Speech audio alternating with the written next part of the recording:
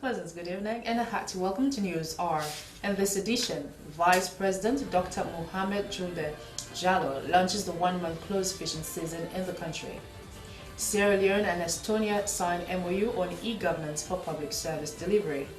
Sierra Leone Extractive Industries Transparency Initiative SLATI Secretariat disseminates the 2015-2016 EITI reports. And over 200 Sierra Leoneans from Samu Chiefdom who fled to neighboring Guinea return home. This stories and more, plus the sports and business plus the sports are in this edition of News Off. I am Alice Maya Thompson. Stay with me.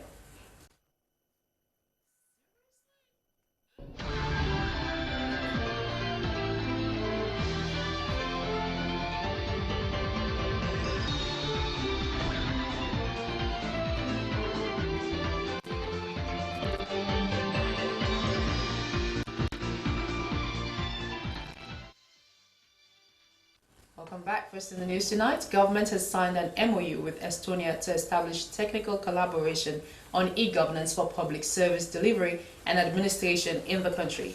The ambassador at large of Estonia made a follow-up visit to the Foreign Affairs Minister, Dr. Ali Kabar, on the MOU. Rose Stevens has the details. Addressing the Foreign Affairs Minister, the ambassador at large, UN Security Council Task Force, said his visit was a follow-up on bilateral discussions held early this year between Estonia and Sierra Leone. Dr. Kaba expressed appreciation for the visit, noting that the government of President Bio is interested in deepening ties with Estonia. As countries, the foreign minister emphasized, there is a lot to learn from each other as Estonia is leading in the area of e-governance. The minister said as a new government, they are determined to transform the country as the new direction focuses on innovation to ensure a better standard of living for everyone. Dr. Kaba maintained that the government of President Julius Maada Bio values the efforts on peace and security portrayed so far. Ties with Estonia. We know there's a lot that we can learn from each other. And the fact that you are leading in the area of e-governance appeals to us a lot. We are a new government, but determined to transform our society. And the way we are looking at it is that under the new direction, we need to focus on innovation. Yes. In another engagement, the Chinese ambassador to Sierra Leone, has presented his letters of credence to the Foreign Affairs Minister. Ambassador Hu noted that China and Sierra Leone are traditional friends that have established a comprehensive partnership of mutual respect and cooperation. Mr. Wu said last year the two presidents reached an important consensus through a blueprint to ensure the bilateral relationships between the two countries were strengthened. This fully illustrates that His Excellency President Biao and the Sierra Leone government are leading the Sierra Leone people on the path to greater hope. I sincerely wish that Sierra Leone greater success, and I'm fully confident you will achieve it. The Foreign Affairs Minister emphasized on putting the common interests of the people to the heart of the relationship between both countries. Dr. Kaba informed the ambassador and team that multilateralism is the key to building relations. It's really about the kind of relationship that has meant so much good to our people. When I talk about our relationship, I talk about what it means for two countries to have a shared future, to build a true spirit of a win-win cooperation, to put the common interest of our peoples at the heart of our relationship. And your special connection to Sierra Leone here, coming here to work, definitely provides you with a unique lens to understand our development aspirations and now to see where the new direction is going. Ambassador Hu has wealth of experience in diplomacy and had worked in many English-speaking countries. He is expected to work more in solidifying the already existing ties between Sierra Leone and China. Reporting for SLBC, Rose Stevens. State Counsel Robert Kowa, through Commission Witness 9 Francis Kaikai, Procurement Officer, Ministry of Agriculture and Forestry, has tendered a document on the bid offer to Program Management unit of the SCP and GAFSP program marked as Exhibit AQ1 to 69. Maya Masuma was in Commission 65.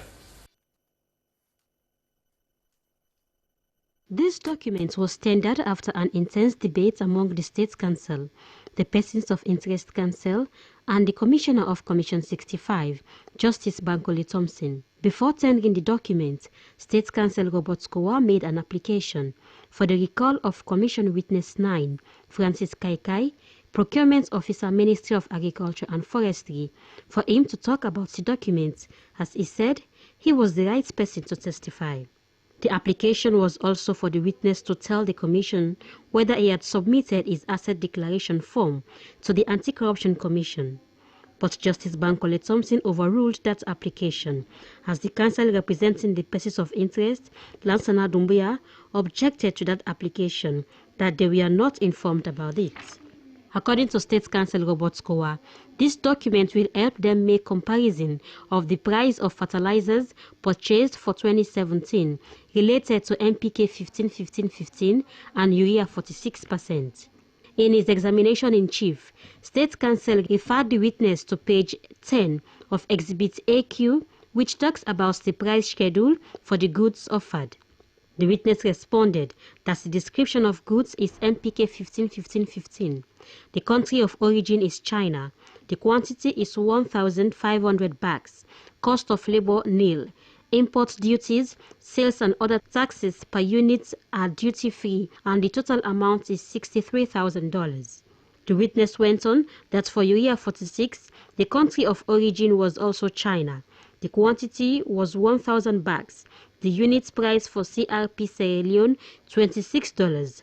Import duty, sales and other taxes per unit are duty-free. Persons of Interest Council Lansana Doumbouya applied that the witness be cross-examined on Wednesday, as he wants to go through the document. As sittings continue in Commission 65, Commission Witness 15, Edward Bassi Kamara, Chief Accountant from the Ministry of Agriculture and Forestry, made his first appearance before Justice Bankole Thompson, led by State Council Robert Skowa.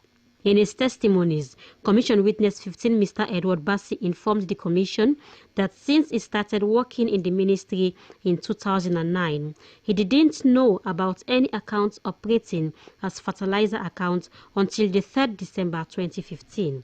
The witness went on that the account was managed by the then vote controller of the ministry, Edward Kagbo, and they only brought him to the scheme in December 2015, but the account was not operated as a fertilizer account, but as RCPRP, ASREP, OFTN, and FFS. He furthered that the signatories to the accounts were Mr. Edward Martin Kagbo, the then PS, Francis Abdurrahman Sankor, the then professional head, and Ike Bangura, Director of Extension, and it was in February 2017 that they handed over the checkbooks to him. Reporting for SLBC, Maria Masuma. The Sierra Leone Extractive Industries Transparency Initiative's latest secretariat has been holding sensitization and dissemination of the 2015-2016 EITI reports. The exercise targeted civil society activists, students, political and administrative heads of Moyamba, Bo, Kono, and Putloko district councils. Patrick Salia went along.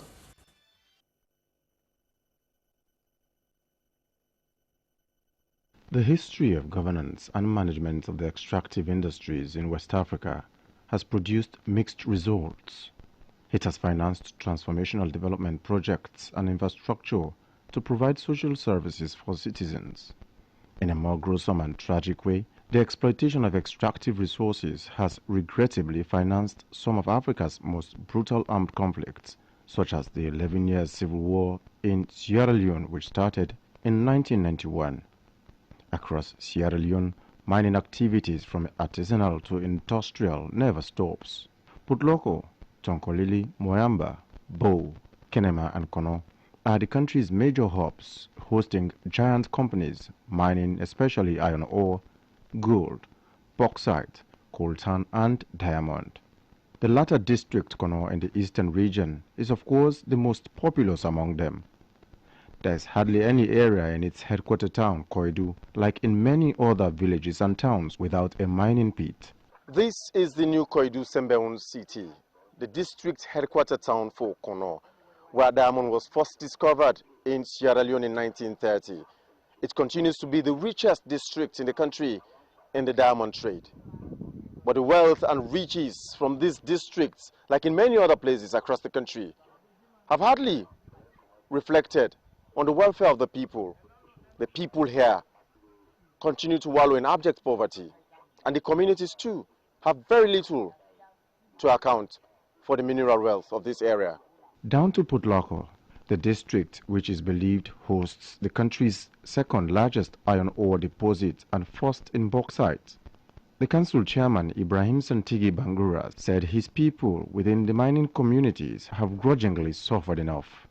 And key among the issues they at the council have repeatedly complained about, reoccurring the concerns of affected community people, include unemployment of locals and welfare care. In as much as I am appreciating the Sierra Leone extractive industry that is collecting reports on the activities of mining companies in Sierra Leone, you should also be mindful of these companies that they have started responsibilities in the areas of operations.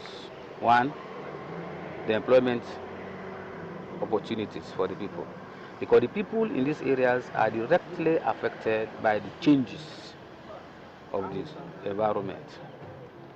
Secondly, they have certain responsibilities also we refer to as the community or social corporate responsibilities. Some of these things are not seen visible in these areas of their operations. He therefore called on the AITI Secretariat to assist in the supervision at mining communities in order to ensure standard compliance.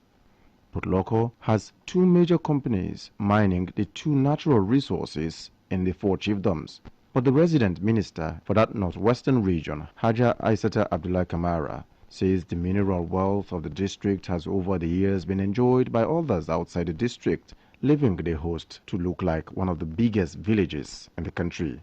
Such a situation, she said, is a curse rather than a blessing to the people hosting the mines.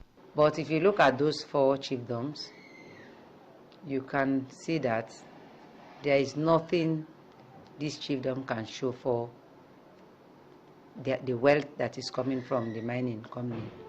So for me, if you have something and it is not giving you a positive dividend, for me it is not a blessing, rather it is a curse.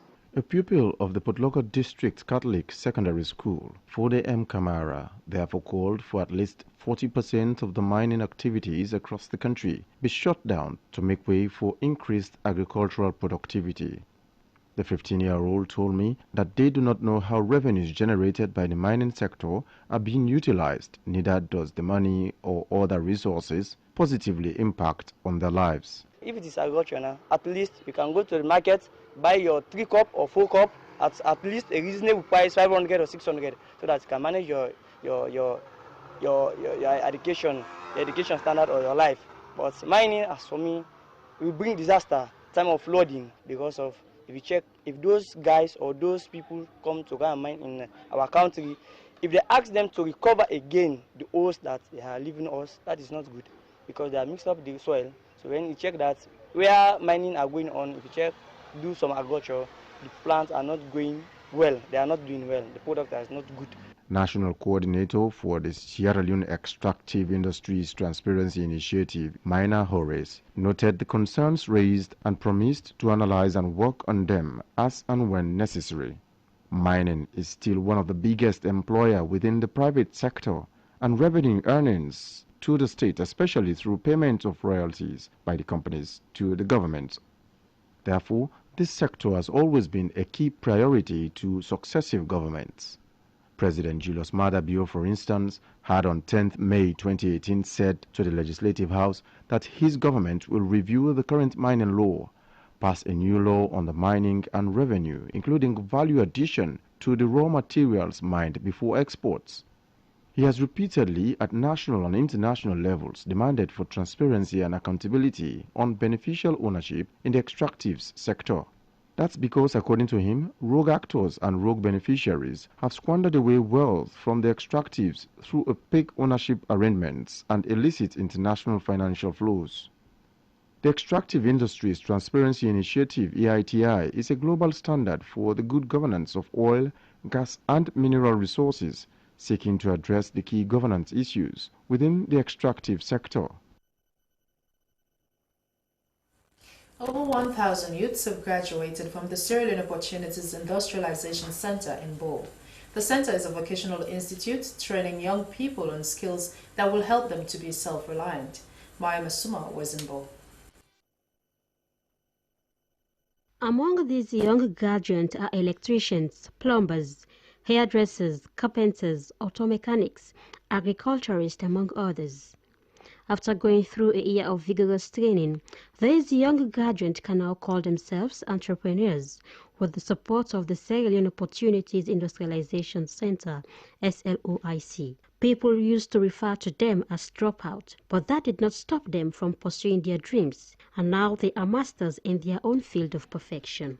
Director from the Ministry of Technical and Higher Education, Musugovi, in a statement, said the SLOIC has been very supportive towards the government through the middle-level manpower development. She said for the first time in the country, President Bio, in his own wisdom, divided the Ministry of Education so that government will be able to pay attention and support the middle-level manpower empowerment, as a nation cannot go without it.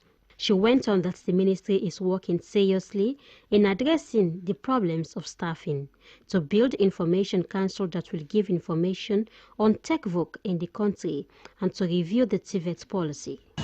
Knowledge without practically expressing that knowledge is basically dormant.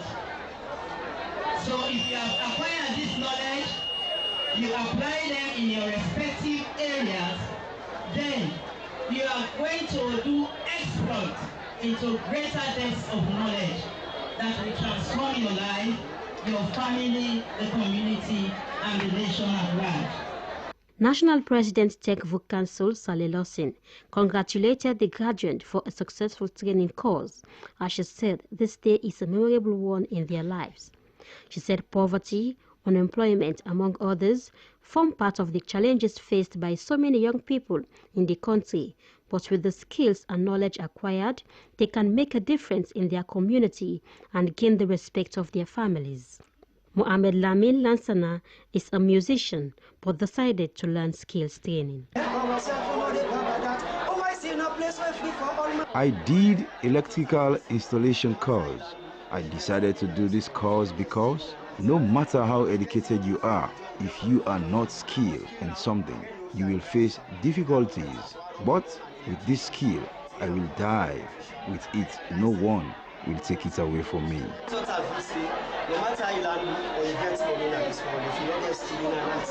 Other students at the OIC thank the management for giving them such opportunity to achieve something in life, as most of them almost lost hope in life. In his keynote address, National Executive Director SLOIC Ben Aliuse informed the graduate that SLOIC have been in existence for more than 40 years now. He furthered that most of the youth in the country have graduated but are still out there looking for job opportunities, whilst these young graduates can now make a way for themselves with the knowledge acquired. Complementing the efforts of government in youth empowerment and employment, we have trained and job placed over 25,000 youths. Our certificates have provided employment for youths at national and international levels. This is so because OIC is in 25 countries in Africa and also in Europe. Meanwhile, the graduation ceremony started with a sports meeting which took place at the Bo School campus and was witnessed by key stakeholders, parents and staff of the institution. SLBC News, Mariama Suma reporting. More than 80 peace brokers from around the world are gathered in Freetown for peace consolidation. The week-long peace building and development session, which is being organized by Famble Talk International and Catalyst for Peace, is taking place at the Place Hotel took in the Western Rural District. Ibrahim Samua reports. It is my pleasure to officially launch this important conference, and I wish you well and hope that you have productive learning experiences across the globe. Peace building from inside out means that people closest to the problem are the ones who define it and lead the process of solution and consolidation. For over 11 years, Fumble Talk and Catalyst for Peace have created this space for people and communities in Sierra Leone to take charge of their own healing and the country's ongoing development by stepping away from business as usual and build a transformative approach to peace and development. For the next 5 days, this select and inclusive group of peace and development leaders from government, civil society, fundraising agencies and local communities from around the world will be discussing and sharing experiences and also develop a policy framework for continuous dialogue for sustainable peace in the country. Opening the forum, the Chief Minister, Professor David Francis, said the government has taken the initiative in its national policy through the One Fumble National Framework for Inclusive Governance and Local Development. Professor Francis underscored the importance of the engagement, stating that peace building is all about experience sharing and learning. He noted that the government of President Bill is people-centered with combined peace brokers and development specialists at the highest level. Let me give you some of the good things coming out of Sierra Leone. Fumble Talk, number 1.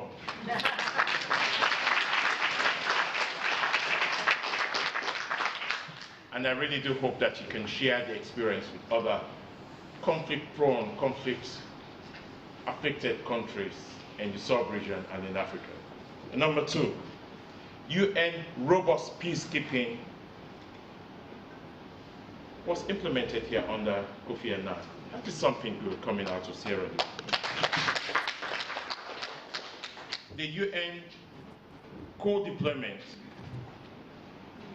in war-torn societies, especially focusing on robust and also peace enforcement, was first experimented in Sierra Leone, bringing the UN and ECOWAS together. Again, that was the template for future UN peacekeeping with other intergovernmental agencies like NATO. Minister of Local and Rural Development, Anthony Brewer, said Fumble Talk and Catalyst for Peace have pioneered community-led healing processes through reconciliation. He lauded them for their continued support in fostering peace in the country, noting that the model resonates with the agenda of the new direction that stresses inclusive governance and opportunities for communities to take the lead in any development in their various localities. President Catalyst for Peace, Libby Hoffman, said the approach, peace building from the inside out, was first piloted in Kailaun, Koinadugu and Moyamba districts, noting that chiefdoms implemented their own development programs. She said they have also established inclusive district peace and development committees to strengthen district leadership to implement the People's Plan. Executive Director of Fumble Talk International, John Colker, said the country has a lot to showcase and share with the world. Mr. Colker said despite the brutal civil conflict and Ebola outbreak, Sierra Leone as a nation has endured the power of coming together, which he said Fumble Talk has demonstrated by giving power to the people to define their needs, set their priorities, and work towards development, their resources and talents. What we are working towards is first, we want the world, we want leaders, policymakers to acknowledge that the communities have the answers to their problem. Don't just go to a community thinking you're going to solve their problem. You are going to give handouts. Go there, listen and learn from them. Give them what they need. Let's work towards a community-centered development process.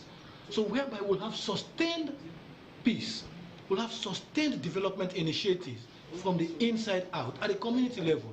We've seen women come together just on their own to have small programs, small projects, the CWMCs, the Community Welfare and Mediation Committees, on their own. So basically, we want the world to learn from Sierra Leone that if you give the people the platform, they have so much potential to unleash their own developmental initiatives. Peace brokers are drawn from Kenya, Somalia, Afghanistan, USA, Japan, Australia, and Zimbabwe, among others, working on issues of transitional justice, community-led development, and inclusive governance. The Minister of State for the Northwest Region, Haja Aizda Abdullah Kamara, has repatriated Sierra Leoneans who fled to neighboring Guinea for fear of harassment by the Sierra Leone police. The people, mainly from the Menkia community in the Samu chiefdom, told the minister that the reason they were afraid to return to their communities was because people from Mapotolong used catapults and slings against them. Soyiba Samuel went across the border and now reports. The minister arrived in Mapotolong to see for herself the aftermath of the police operation at Mapotolong in Samu Chiefdom, Cambia district, to retrieve building materials meant to construct a hospital in that area. She worked over to the other side of the border in Guinea to meet with the people after they had fled their communities, including the woman who was allegedly beaten by police during the operation. In a brief statement why they decided to stay in Guinea, the spokesman for the refugees, Sayo Chiko Kamara, explained that it was not their will to run away from their community, but that they were faced with an issue of insecurity in the hands of their neighbors in Mapotolong. Chiko mentioned the misinformation from the Cambia district medical officer and council chairman leading up to the location of the site on which the hospital was to be built. What the paramount chief did to us is unfair. If he knew that the materials did not belong to us, he should not have sent the DMO and others to us to provide land for the construction of the hospital. Haja Aisata Abdullah Kamara told the people that government is concerned about the welfare of its people, adding that their presence in Guinea sends a negative signal because the country is not at war. Sierra Leone's sovereignty, she went on, will be at stake should the people continue to live in Guinea as refugees. She encouraged them to return to the communities they came from, while assuring them the security concerns they raised with her will be addressed by the relevant authorities. The minister acknowledged there are divisions among them, but that those can only be addressed when they come together and live as one people. She made sure she led them to their community in Menkia, where she visited the proposed site for the construction of the hospital and the new site at Mapotolong, where the materials were taken to after the operation at Menkia. Suriba Samura, Freetown. The former Director of Finance and Investment at the Road Maintenance Fund Administration has testified before Justice Anana Tuguba in Commission 67. She joins other officials of the IMFA, both serving and former, to appear at the ongoing proceedings investigating the deeds of the former executive of the entity that is responsible for road maintenance in the country. Soyiba Samoa witnessed the proceedings at Commission 67 and now reports. One of the projects implemented by the Road Maintenance Fund Administration and implemented by Benton Villa Company is to the tune of 4.7 billion leones. The recourse of investigation on the RMFA was and has been the $5 million United States dollars requested by Benton Villa through the Road Maintenance Fund Administration.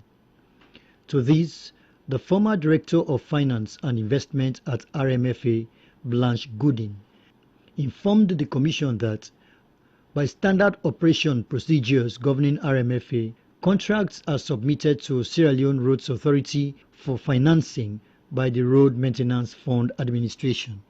She told Commissioner Atuguba that during the time she worked with the Maintenance Fund Administration at SLRA, the RMFA never negotiated loan agreements on its own without appropriate approval from authorities such as the Ministry and Minister of Finance.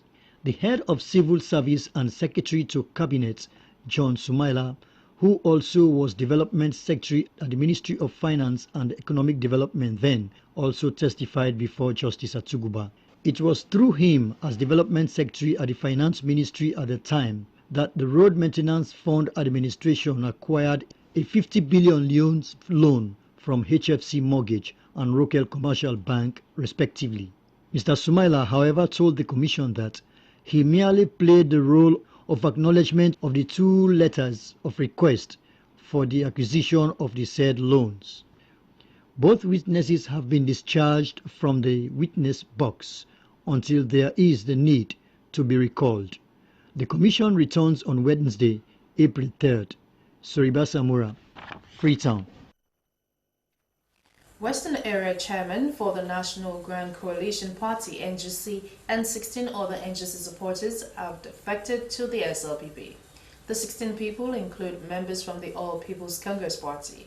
The declaration was made at the SLPP headquarters in Freetown. Joseph Toure witnessed the ceremony.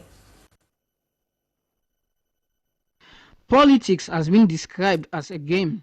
When played well, can lead to the realization of dreams. It is also believed that having permanent friends is not certain, as interest overrides friendship in politics. This gathering, which attracted hundreds of party supporters and members to welcome Chief Brahma Keita and others, which they described as a big gun in the politics of Western Area.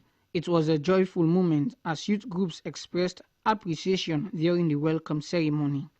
Deputy National Chair and leader of SLPP, Umaru Dumbia, heartily welcomed them and referred to them as brothers and not strangers to the party. He also expressed forgiveness on them on behalf of the leadership for initially leaving the party and called on them to embrace the party to move forward. Mr. Dumbia noted that numerical strength is important for the survival of any party. Chief Brahma Keita apologized to the party for leaving it for the past 6 years, stating that he had some confrontations with some people within the party and not with the party itself.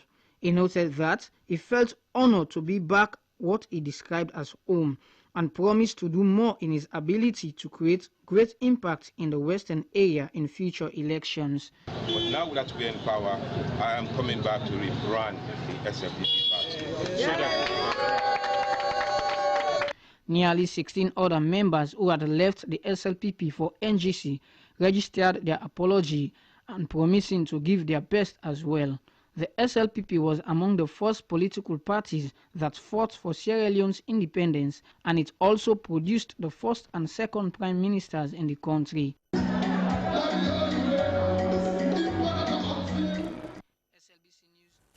About 50 women have been awarded for their contributions to national development at the British Council Hall. The 50 women were crowned by a committee made up of more than 10 organizations called 50 Most Influential Women Committee. Francis Danema reports. Women who are said to be most influential were drawn from the police force, religious bodies, civil society, politicians, among others. Kadi Fakondo, former AIG of the Sierra Leone Police, is one of the most influential women who received an award. Before she retired in 2013, she was Divisional Commander for Support Services, Crime Services, Professional Standards, and Personnel Training and Welfare. From 2009 to 2013, she solicited support from partners and donors for the professional development of the government of Sudan Police. Madam Fakondo also worked with international and national partners in the implementation of quick impact projects in Darfur. She led in the establishment of the UNAMI Police Women Network and the Government of Sudan Police Women Network in Darfur. Another person selected as the most influential is Pastor Mrs. Hawa Mambu, wife of Pastor Francis Mambu, the founder and general overseer of Faith Healing Bible Church. Pastor Hamambu is said to have counseled several children and couples to ensure they achieve their academic dreams and maintain a peaceful home. She currently holds a radio program on Redeemer Radio Network to counsel women every Saturday. Many people believe that she has contributed greatly to the success of her husband's ministry. Yunaisi Nafisatu Mustafa is another recipient of the 50 Most Influential Women Award. Nafisatu has been an advocate since she was a secondary school pupil. She contributed to raising funds and supporting the less privileged. She became president of the Children's Forum Network and Watch Secondary School, where her work attracted the former First Lady. Before leaving secondary school, Nafisatu formed an organization called Emirate Leadership Initiative Africa that she used to stage several advocacies for young people and children. All the awardees were grateful to God for making the nation recognize their contributions to national development. Other women who received similar awards are Emma Kowa, Minister of Fisheries and Marine Resources, Asma James, Station Manager, Radio Democracy, among others. Karamo Kaba of the All People's Congress, Mercury International and Rokel Commercial Bank were among the special people and organizations that were given special awards for contributing to national development. The 50 most influential women, according to the chairman, Independent Committee for Awards Criteria, Edmond Alimfona, were selected after careful judgment since over 500 women were nominated. He congratulated the successful women and encouraged them to do more. SLBC News, Francis Ndanema reporting. To help build and nurture a professional community whose interest spans all sectors in the country, the Sierra Leone Institute of Geosciences has held an end-of-month session to brief geology students and all the stakeholders about their operations in the country. The session took place at the Ministry of Mines and Mineral Resources, UE building. Rose Stevens has the details. The Sierra Leone Institute of Geosciences intend to serve as a driving force to enable Sierra Leonean geoscientists harness and nurture their practices fully for the benefit of the country, underscoring the essence of geology and giving an overview of diamonds in West Africa. The Chief Executive Officer, Sierra Diamonds Limited, Carl Smithson, spoke about diamond production statistics, stages in kimberlite exploration, and prospective target areas with specific case study on the Tongo mine development and the new field resources. He said Newfield has been operating safely and successfully in West Africa for over 17 years with the aim of driving positive economic progress within communities, among others. The purpose of the presentation was really just to give a background on the diamond sector in West Africa, and then with a focus on the Tongo mine development in eastern Sierra Leone, whereby we're going to be commencing development of a new underground diamond mine in Sierra Leone. And a mine which will last hopefully for a long, long time. Well, the mine is forecast to create over 700 jobs, up to 1,000 in the construction phase. Predominantly these will be Sierra Leonean jobs, and predominantly from the Lower Bambara community where we are developing the project. The former Secretary General of the Sierra Leone Institute of Geosciences, Solomon Tucker, said the purpose of the session is to abreast geoscientists in the country about the importance of their career, noting that as the world evolves, Sierra Leonean professionals need to stay in step and should develop and maintain standards for professional practice. One of them is the monthly general meeting. And at the monthly general meetings, we have topics and issues put on the floor and discussed by experts, by people who have been in the industry for many years. So effectively, it serves as an upbuilding process. It also serves as a peer discussion opportunity, so that every geoscientist who either is in practice or not in practice gains an opportunity to build their careers, their future, their understanding. So that was the rationale behind this meeting today.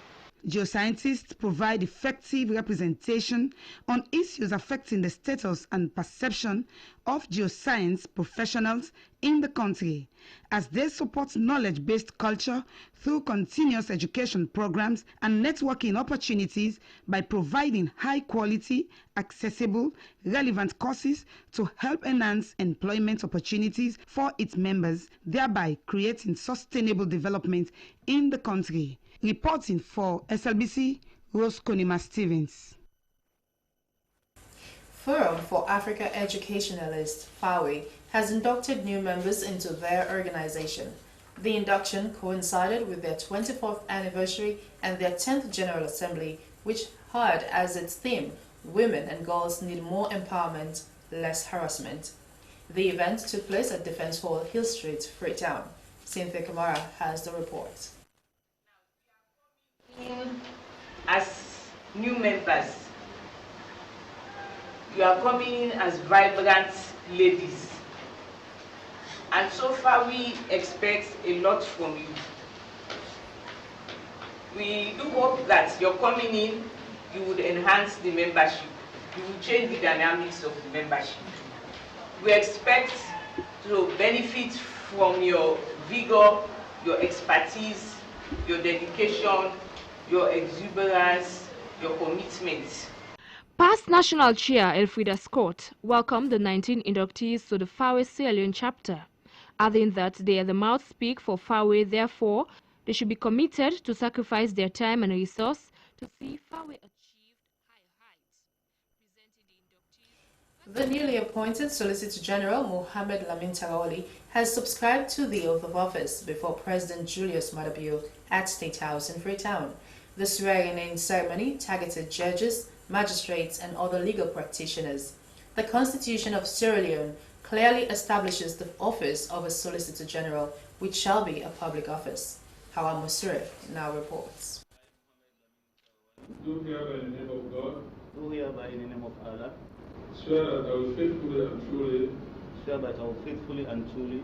Discharge the duties of the Solicitor General of the Republic of Sierra Leone. Discharge the duties of the Solicitor General of the Republic of Sierra Leone. Of support. In support. Uphold. And maintain the Constitution of Sierra Leone. And maintain the Constitution of Sierra Leone. As by law established. As by law established. So help me Allah. So help me Allah. Reading the warrants at the swearing ceremony, Secretary to President Dr. Julius Sandi stated that subsection 2 of section 65 provides for the appointment of the Solicitor General by the President by warrant under his hand on the advice of the Judiciary and Legal Service Commission. The Secretary to the President disclosed that the Constitution of Sierra Leone also provides for the Solicitor General, before assuming the functions of his office, to take and subscribe to the oath as set out in the third schedule to the Constitution of Sierra Leone 1991. The newly appointed Solicitor General, Mohamed Lamin Tarawali, commended President Julius Maada Bio for the confidence reposed in him by appointing him as Solicitor General, adding that he is extremely grateful and will not disappoint the government, as he is very much aware of the strides of the President during this 1 year in office. He said it is good to revamp the legal system, as a good legal system is part of the development and growth of any nation. The Solicitor General told President Julius Maada Bio that it would be a pleasure for him to work with the Attorney General and Minister of Justice to build, develop and improve the Justice Department, which is the law officers department and also the largest government law firm. We must first be responsible, Mr. President, to ourselves and to this nation. It is said that if our laws are to be respected, we must respect the laws. In my view, these are doable. It requires commitment, dedication, professionalism, and discipline. It is part of the vision of a new direction, to which I pledge my support. With respect to the past and outgone Solicitor General, who have paved the way for the first homegrown and locally trained Solicitor General to occupy that mantle, I doff my hat. I will continue the best of my ability to discharge the duties with grace, self-discipline, candor, and respect the office deserves. President Julius Maada Bio noted that the Solicitor General was meticulously chosen and they are going to demand more from him, as the country has lagged behind and there is the need to catch up. President Bio highlighted that there are very good signs that his administration is on the right track, encouraging him to work in close collaboration with the law firm as much is expected of him. You know your duties, of course, I expect, but we are going to demand more from you.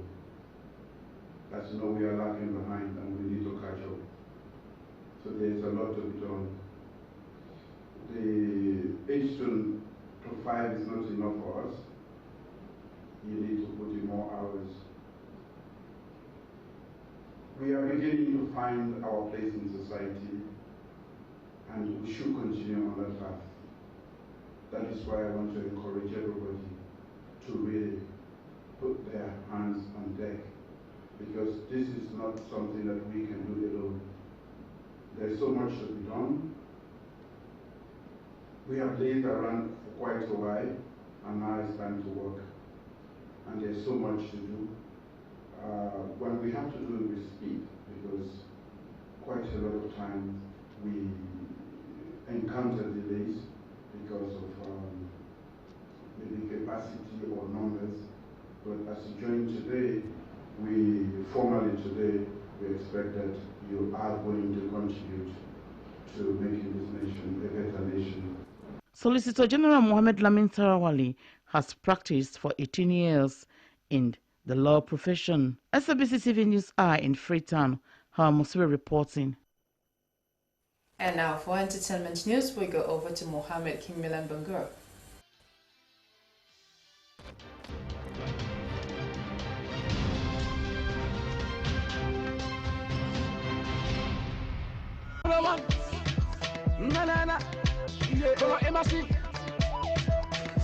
The entertainment industry in Sierra Leone is creating a space for younger artists who are taking the lead to ensure that the music industry is placed in a good footing. People thought that only artists in the capital city are the most creative, and little is known about how talented artists from the provinces are. One shot artist is Mustafa Sheko, who hails from Kono and a great fan of the controversial singer Emerson Bokare, which earned him the stage name Emerson.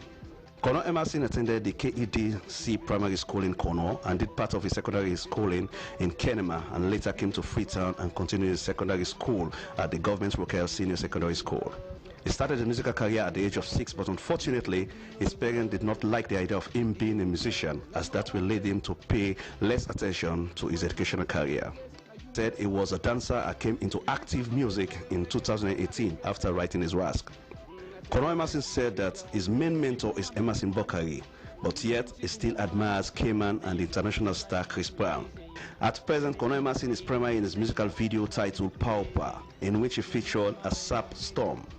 He says this song is a love song that talks about unconditional love with no second thought and a wish to marry his beloved one. Now you love you, driving me crazy. You gonna make you my lady. He said at the moment, Sierra Leone music is taking another dimension and needs to be promoted to an international level, and that more effort needs to be put in the entertainment industry as younger ones are coming to take the Sierra Leone music to another level. He added that Sierra Leoneans must be supportive, especially in promoting the younger ones. A call on the government to help push the entertainment industry and stress that entertainers are lovers of the country and should be encouraged and motivated. Ready for my radio, power. Now you get to the make I don't mad over. For my section, wrong with my protection. Who gonna die next? Meanwhile, the West Coast US rapper Nipsey Hussle, whose real name is Mias Achidon, has died at the age of 33 after being shot outside his South Los Angeles clothing store, Marathon Clothing, on Sunday afternoon. This incident happened few weeks after his only studio album, Victory Lap, was up to Best Rap Album at the 61st Grammy Awards. Mias Hashgidon was born on the 15th of August 1985, emerging from the West Coast hip-hop scene in the mid-2000s. Hussle initially became known for his numerous mixtapes, including his Bullet and Got No Name series. After much delay, his debut album Victory Lap was released in February 2018 to critically acclaim and commercial success, and was nominated for the Best Rap Album at the 61st Annual Grammy Awards in 2019. Although Victory Lap, which debuted at number 4 last year on the Billboard 200, was Hussle's only official studio album, it was already a hip-hop legend, having released 12 hugely popular mixtapes over the past 13 years. Hussle also occasionally took an acting role, appearing in Bone Thugs and Harmony semi-autobiographic 2017 film, I Tried, and in 2010, Cage Animal, and the pilot episode of Crazy Ex-Girlfriend in 2015. Hussle was born and raised in the Curzon neighborhood of South LA, also worked as a social community organizer, and was included in the Destination Crenshaw Act. Only a couple of hours after his death, also tweeted, "Being strong enemies is a blessing." also was shot and killed outside the store Marathon Clothing in South LA on Sunday, 21st March. As of his writing, the shooting suspect who fled from the scene remains at large, and the attack is being investigated as homicide. 2 other victims of the shooting are reportedly receiving treatment and are in stable condition. Upon hearing of Hustle's shocking passing, many celebrities took to social media to mourn. May his soul rest in perfect peace. Almost forgot what I was doing. Almost. From the entertainment desk, we continue with the menu stories. Vice President Dr. Mohamed Julde Jallow has launched the 1-month closed fishing season in the country. The project, pioneered by the Ministry of Fisheries and Marine Resources, aims at managing and protecting the marine resources for 1 month. The launching ceremony was held at the Ministry's conference room. Esther Marisamoa has more. Fishing is very important in the country as it provides not only jobs but economic development for a nation.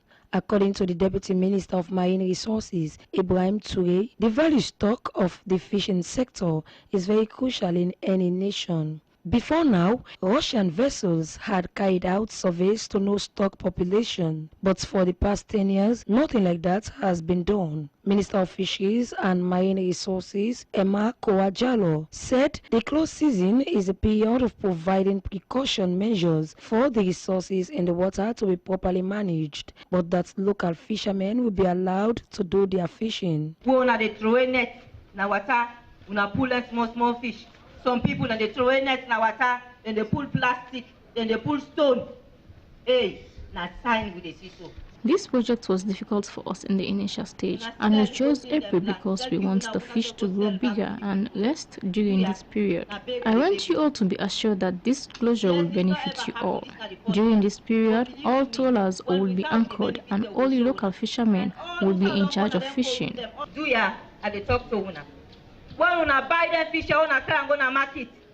Una not go add price pan tap. Vice President Dr. Mohamed Julde Jallow said under the new direction, government has identified the fishing sector as one of the areas that will help bring development. This close season, which means from now on the trawler them for pack, the artisanal fishermen them for take the move they gonna see. The closure will help develop the country if you all become watchdogs. Sierra Leone should not settle to be importing fish because it will affect the populace. The new direction government will leave no stone unturned in the implementation of this measure. I'm calling on all the market women selling fish to ensure they sell the fish to the people in the stipulated price. Our government will ensure we electrify all fishing communities. But this 1 month, we will encourage everybody for respect them and for make sure they fish in a market for Sierra Leonean. He commended the minister and her team for this move and cautioned the Industrial Fishing Association to respect and cooperate with the said closure, as failure to do so will meet the full force of the law. Managing Director of the Sierra Fishing Company, Mohamed Bashimu, on behalf of the Industrial Fishing Association, said they will support the government in the implementation of the closed season, stating that they have stock of fish that will be used by the people for the next 15 days. These trawlers have been officially closed by the Vice President. At the Tima Fishing Company, the final discharge of fish was done, and the trawlers have been anchored and will start operation in May. Esther Marisamoa, SLBC. With that item, news hour comes to a close, but before we go, quick look at the top stories. Vice President Dr. Mohamed Julde Jallow has launched the 1-month closed fishing season in the country.